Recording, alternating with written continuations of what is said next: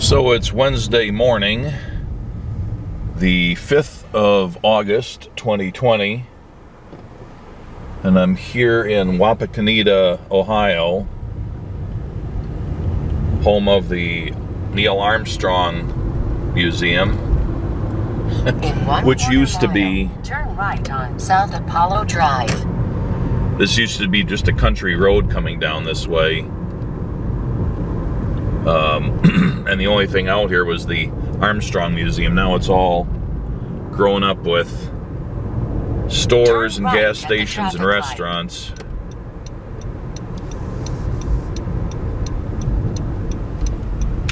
Makes it seem more like a cheap tourist attraction than something special, but it is special in its own way. Arriving at 500 South Apollo Drive on the right. At the same time, it seems cheap when you've got something like this just across the street from a Waffle House. Too bad the city fathers allowed the zoning to progress in this way.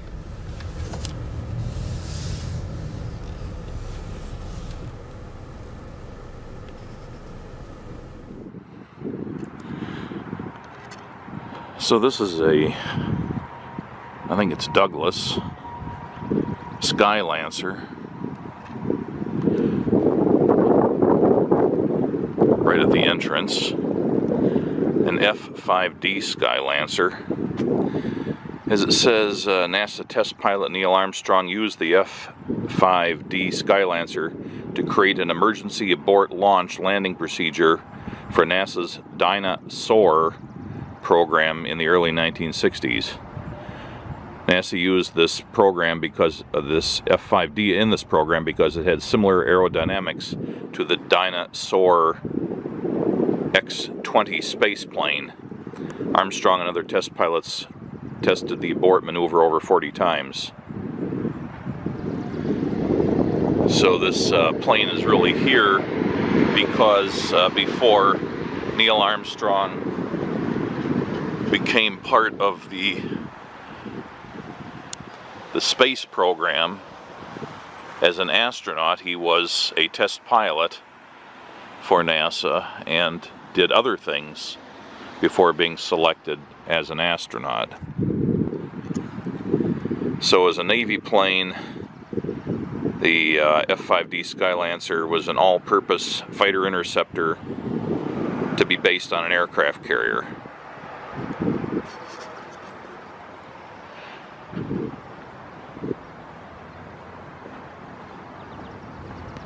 It's a pleasant enough museum. It would have been nice if it wasn't right on the edge of an interstate, but that's the back side of it. The more public side of it's the more peaceful side, but it was nice when it was just cornfields around here. It is cornfields over there, but you've got a Lowe's right there and a unbranded Waffle House and McDonald's and gas stations and hotels and Bob Evans and Holiday Inn Express all jammed in right next to it. Unfortunate.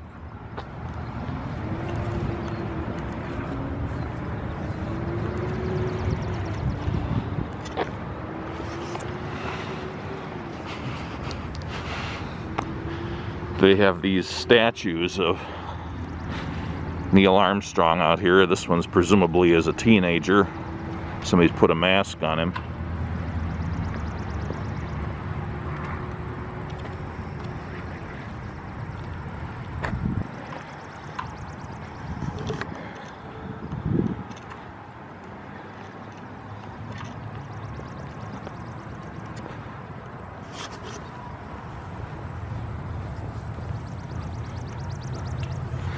An awful lot of signage talking about masks being required.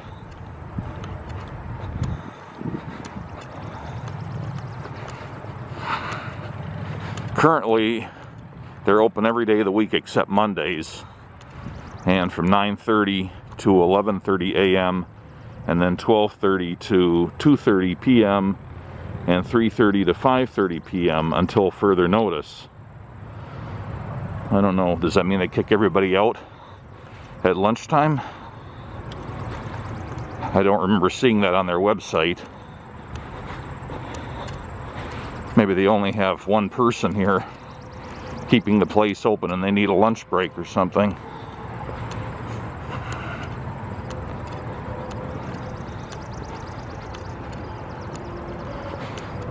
Well, if they are going to kick me out, I'm going to only have 45 minutes here before they do it. Okay, 45 minutes that I have here before they kick us out at 11:30 for cleaning, as they said. Well, it's not a huge museum. I can probably do the walkthrough in that time. Picture of Neil Armstrong at age 6 making his first flight with his father in what looks to be a Ford Trimotor. A generator that Neil Armstrong made.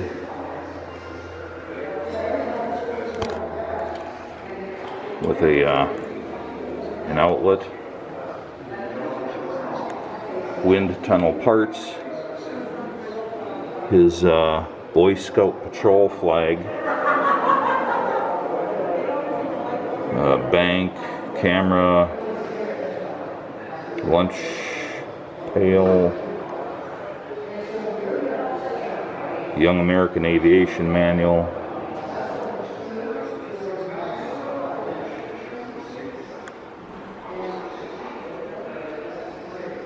picture of Armstrong's birthplace on his grandmother's farm, which is about 5 miles south of Wapakoneta.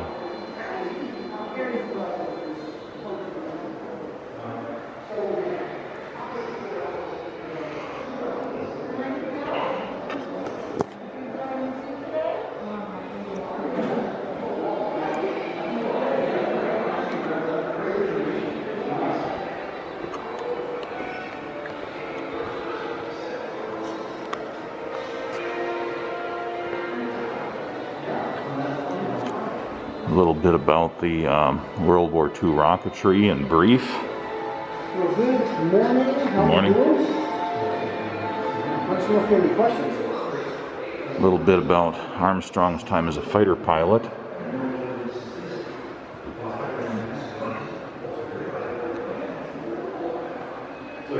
Armstrong flew a F9, F2 Panther when he was serving in Korea.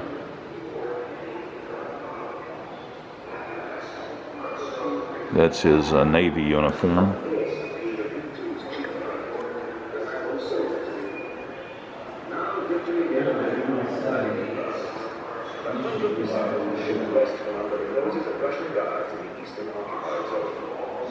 Back home to their spoils of war, the 120 of the German rocket engineers. The Americans reassembled B-2s and put their own tiny rocket on top of high-altitude shots on the site in New Mexico. It was a building ground for the machine and the man. On board, the large series.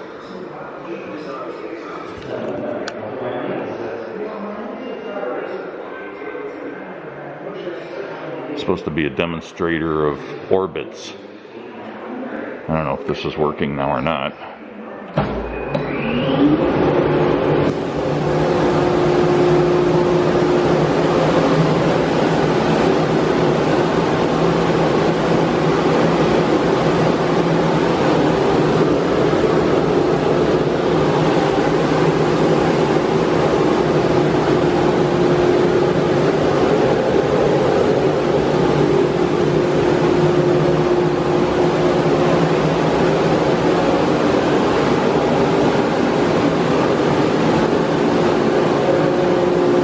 Discs are floating on the air and they get pulled inwards because it slopes inwards. But if you go fast enough, then it stays outwards, sort of an analog of what happens in an orbit.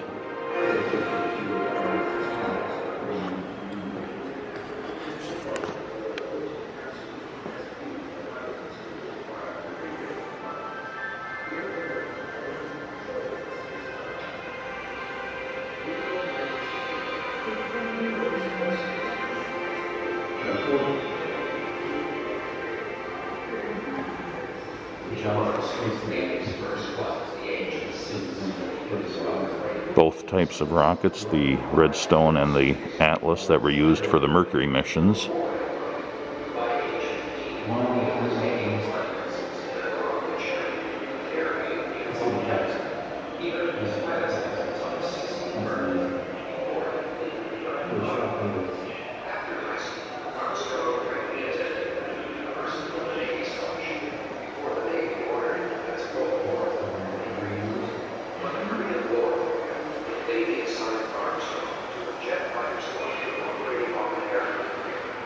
Armstrong flew almost 80 combat missions. Landing a jet on an aircraft required tremendous skill. After the war, Armstrong graduated from Bremen and went to work as a test pilot for NASA. Assigned to Edwards Air Force Base in the California desert, he flew a variety of experimental aircraft. Armstrong was one of the first group of pilots chosen for the X-15 program. He made 7 flights in this experimental rocket-powered aircraft. Released in midair from the bottom of a B-52, the X-15 traveled to the edge of space at speeds exceeding 4,000 miles per hour. The entire flight usually took less than 10 minutes, ending with the pilot making an unpowered landing on a dry lake. In 1962, NASA selected Armstrong as one of the second group of American astronauts. In the Gemini 8 mission, Armstrong and his co-pilot David Scott set out to make the first docking of 2 vehicles in space. On March 16, 1966, NASA launched the Agena rocket target vehicle into orbit. A Titan II rocket then propelled Gemini 8 toward its rendezvous with the Agena.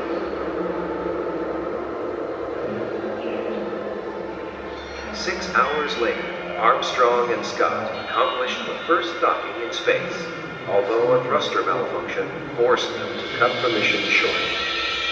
Armstrong's greatest achievement came as commander of the Apollo 11 mission, when he became the first person to set foot on the moon.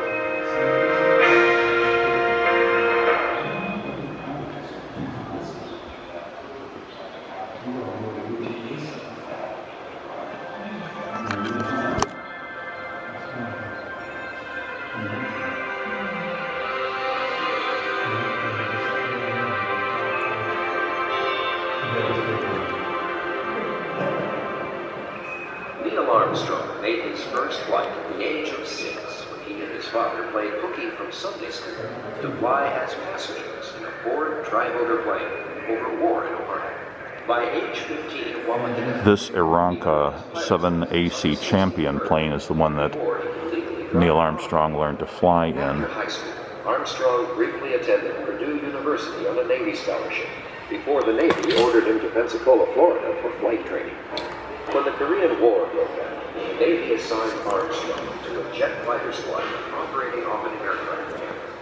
Armstrong flew almost 80 combat missions. Landing a jet on an aircraft carrier required tremendous skill. After the war, Armstrong graduated from Bremen and went to work as a test pilot for NASA. Assigned to Edwards Air Force Base in the California desert, he flew a variety of experimental aircraft. Armstrong was one of the first group of pilots chosen for the X-15 program. He made 7 flights in this experimental rocket-powered aircraft. Released in the air, off of the B-52, the X-15 traveled to the edge of space at speeds exceeding 4,000 miles per hour. The entire flight usually took less than 10 minutes, ending with the pilot making an unpowered landing on a dry lake. In 1962, NASA selected Armstrong as one of the second group of American astronauts. In the Gemini 8 mission, Armstrong and his co-pilot David Scott set out to make the first docking of 2 vehicles in space. On March 16, 1966, NASA launched the Agena rocket target vehicle into orbit. A Titan II rocket then propelled Gemini 8 toward its rendezvous with the Agena.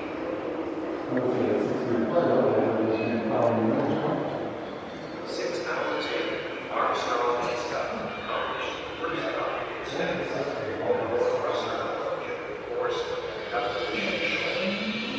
Armstrong's greatest achievement came as commander of the Apollo 11 mission, and became the first person to set foot on the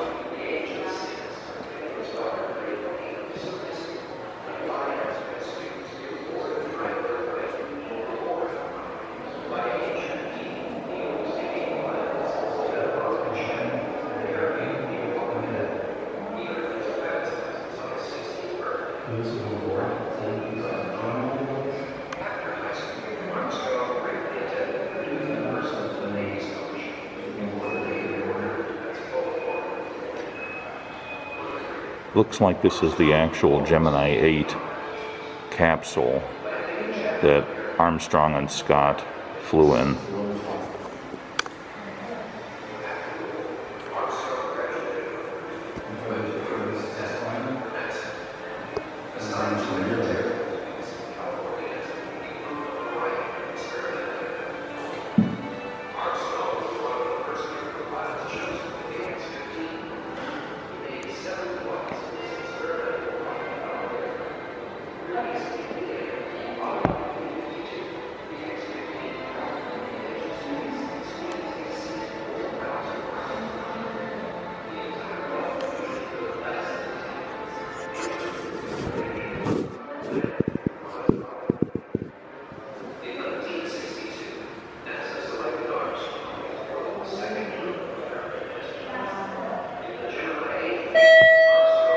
Attention guests, thank you for choosing the Armstrong Air Space Museum. The museum will be closing in 30 minutes for the first hour. If more time is needed, contact passengers at 4:31. Again, the museum will be closing in 30 minutes for the first hour. Thank you.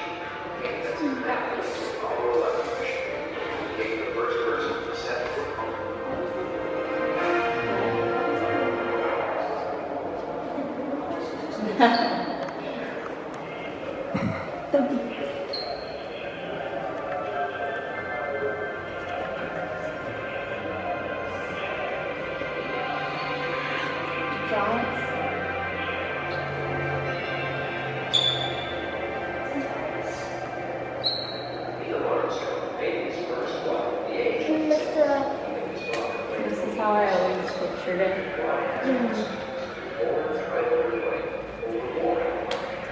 What? It's on the place of gas. Did you know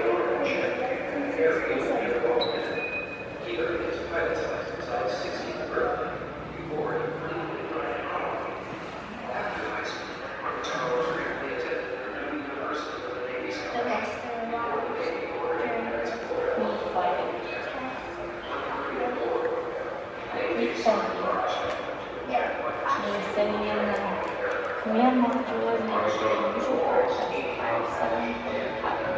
There's a gases suffocated occurring. There's an investigation, equipment changes are necessary, retraining, qualified by 115 minutes. It stinks to make history that people have survived.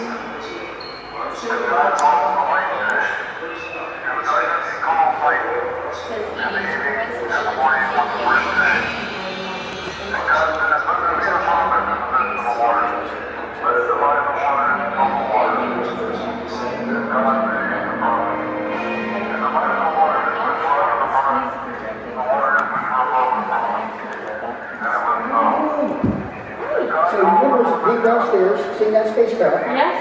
Was Jerry down there? Talking about it? I don't think so. Well, in that spacecraft, there are two men that are sitting in there over the camera, and for up to 2 weeks. So this type of food will be used, and some of these are bite-sized chunks. So you can just open it up and eat it like a protein bar. However, majority of these entrees have to be reconstituted with cold water. On Gemini, they had no hot water, so you can imagine how nasty that would have been. I spent 12 years in the military. I used to think I had bad food and no coffee.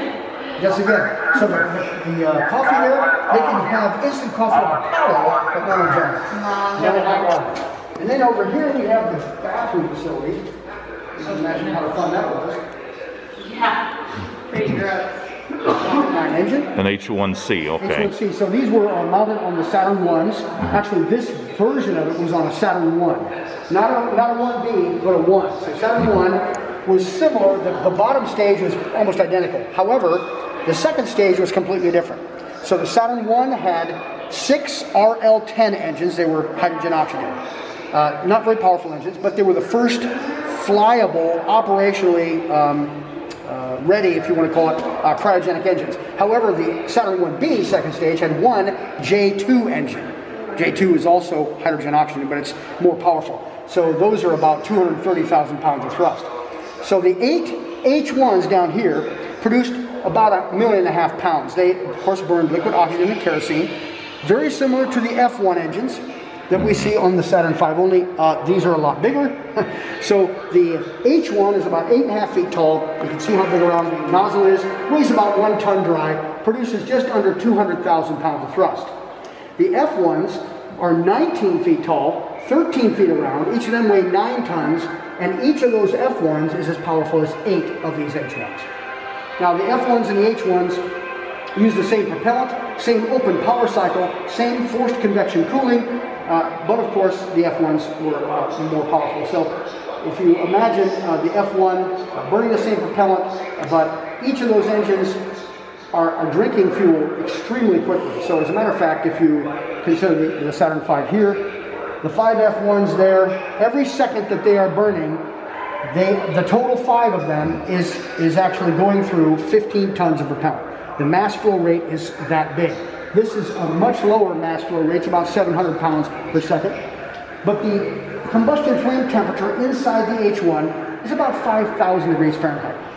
And that's why they have to have forced convection cooling, because you get a metal like this, which sometimes, like on the F1s, there's a lot of stainless steel and a lot of Inconel X750. This is stainless steel 347. there's no way that that's going to be able to handle that kind of heat. So you have to have that forced convection cooling, and even then it gets pretty darn hot, obviously. So this is an early engine. They started building these in 1958. It is a turbo pump driven engine, just like the F1s and just like engines today. So the reason that this engine is sitting in our museum is not because we were special, but because it caught fire on a test stand. So this first stage, essentially, they have 8 engines. They light them up, and 33 seconds later, this was in May of '63, 33 seconds later, they shut them down. Well, this one decided it wasn't going to shut down. So the LOX valve failed to close, big fire inside the combustion chamber, and therefore it was set aside. Now, this is a good thing for us, because had this thing flown, we know where it would be. It'd be at the bottom of the ocean off the coast of Florida, and nobody but the fish would get a chance to see it. So this is a good thing for us. Nobody was hurt during the fire, and we have an actual rocket engine on display. So that's, and if you have any other questions.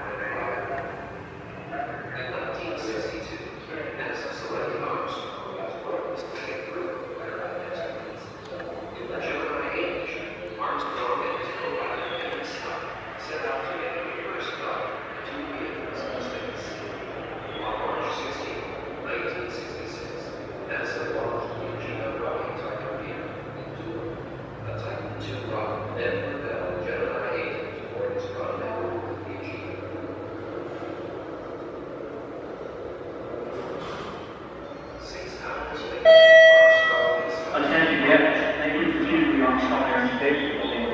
The museum will be closing in 15 minutes for its first hour of cleaning. Again, the museum will be closing in 15 minutes for its first hour of cleaning. If more time is needed, you can come back at the 12:30 block. Thank you.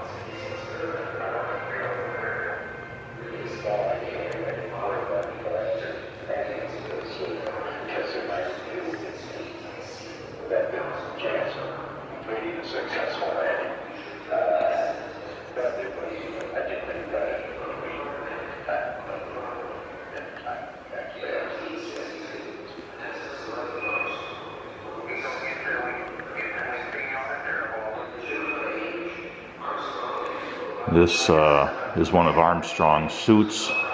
Belongs to the Smithsonian Air and Space Museum. It's on loan. There's an Apollo docking hatch, a thrust translation controller,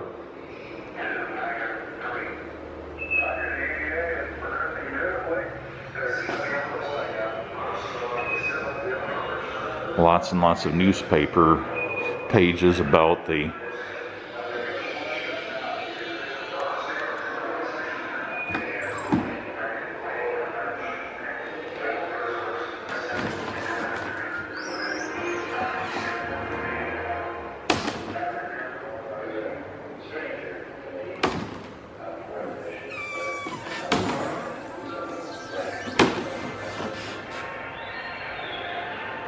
I wonder if they have the one in here from The Onion, which is a classic. These are, of course, all authentic ones.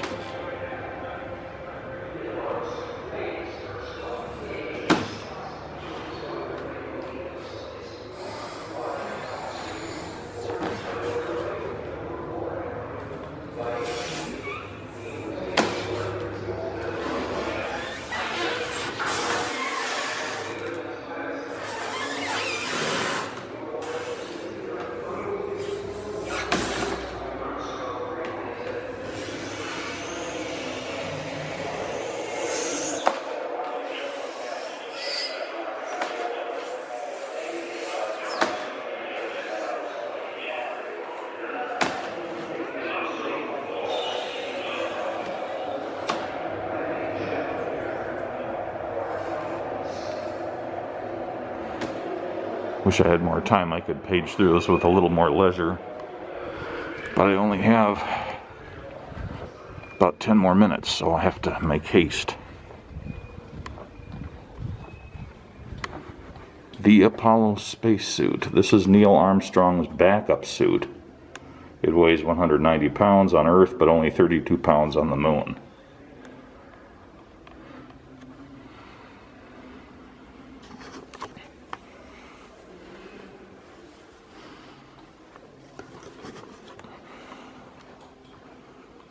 That's one thing about this museum. It has a lot of specific artifacts.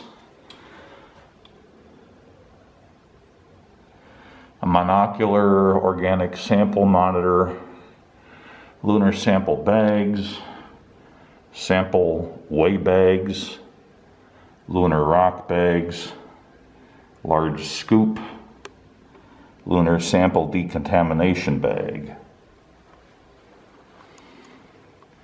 Examples of the Hasselblad 500 EL 70mm camera, field sequential color camera, lunar surface television camera,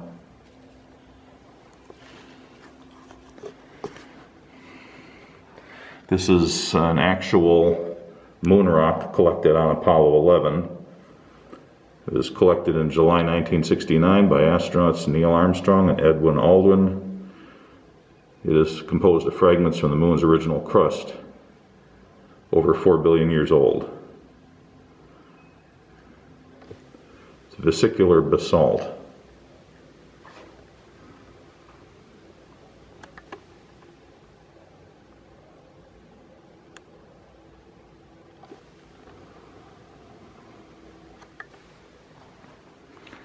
And there's a meteorite. This is part of the meteor that, or meteorite that came from the meteor crater in Arizona. One of the many fragments of that.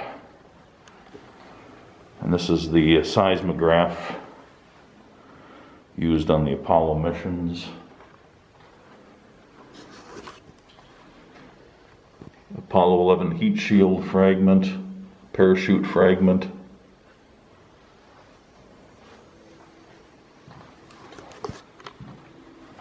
They have the infinity room here.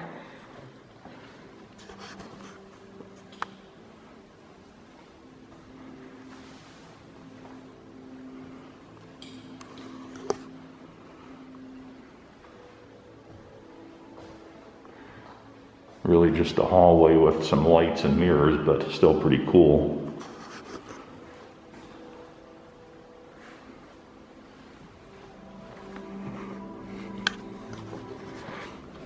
There's a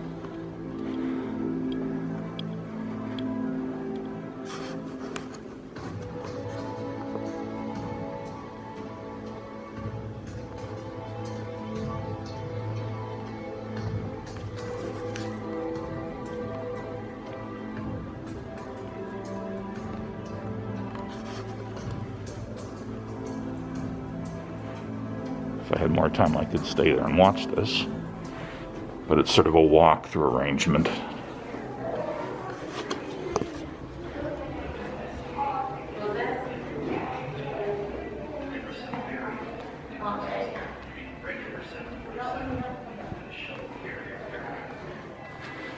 So there's lots of portraits of various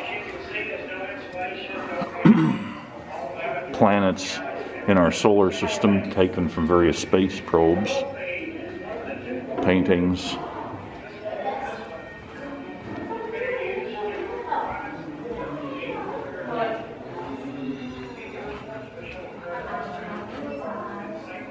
A little bit about Neil Armstrong as a private citizen. After he retired from NASA in 1971, became a professor of engineering at the University of Cincinnati. Then he left teaching in the late 70s to serve on the board of many corporations. Then he became directly involved in the space program again in 1986 when he served as vice chairman of the Rogers Commission that investigated the Challenger disaster.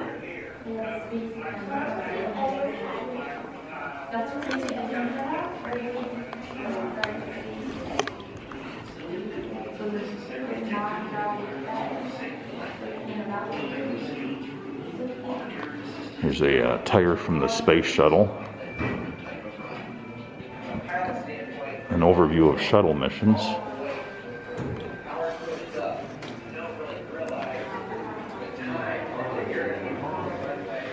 The surrounding county photos taken from the time when Neil would have been growing up here.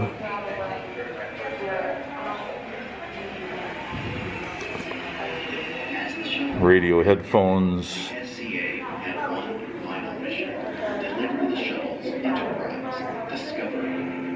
Anatoly Solovyov wore this spacesuit glove on 4 spacewalks in September 1992 during a mission of the Mir space station. This glove was used by Vladimir Kovalyonyak.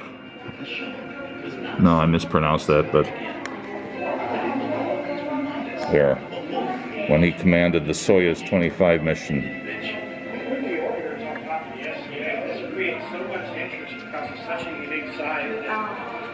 Sort of a rough mock-up there of Curiosity rover.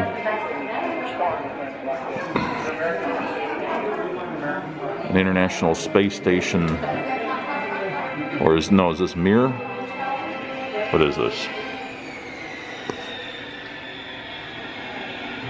On Salyut 7 space station.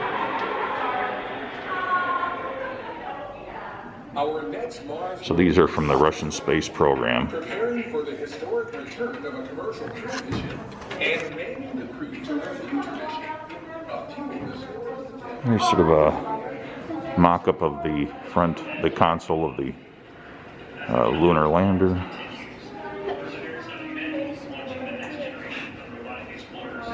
Various things which have benefited from the space program, from smoke alarms to fire suppression, orthodontics, miniaturization of electronics, graphite epoxies, quartz watches, lots of things that have benefited from the research done.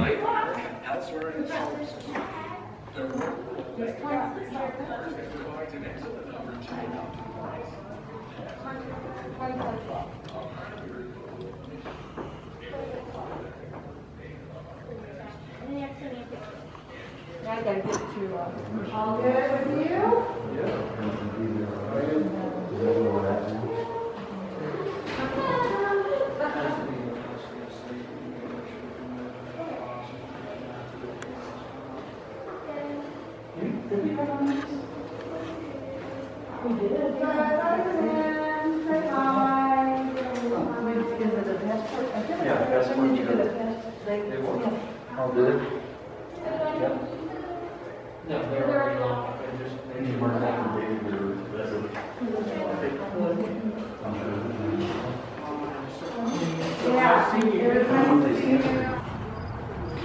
Just squeezed it into an hour, or 45 minutes rather.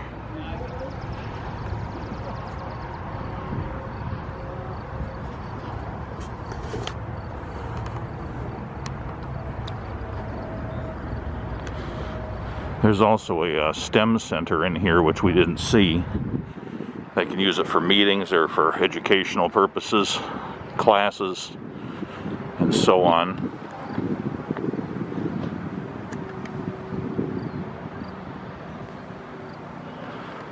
A couple other things outside here. There's the so-called Tranquility Base Picnic Pavilion.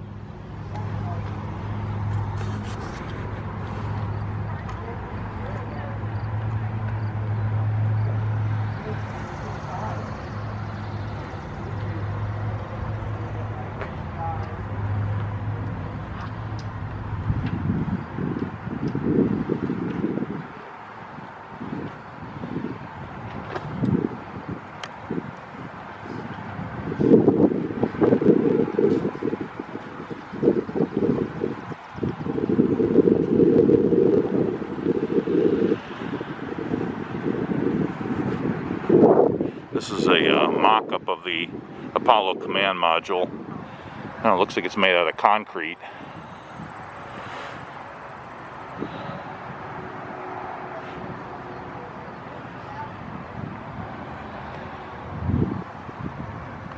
Looks good sitting outside. And this is another mock-up, also looks like it was cast in concrete, of the Gemini spacecraft.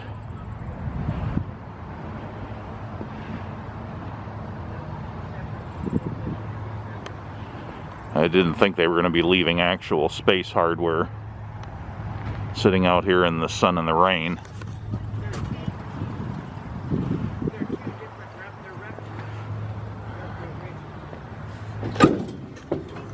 So I guess kids can sit in there. Too bad they didn't paint some fake gauges and stuff on the walls.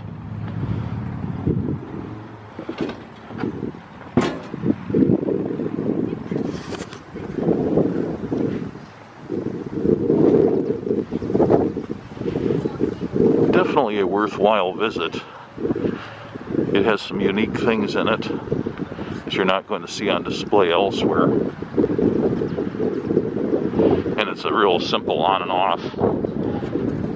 Especially if you're traveling somewhere like to the Air Force Museum. It's so close and accessible from that location.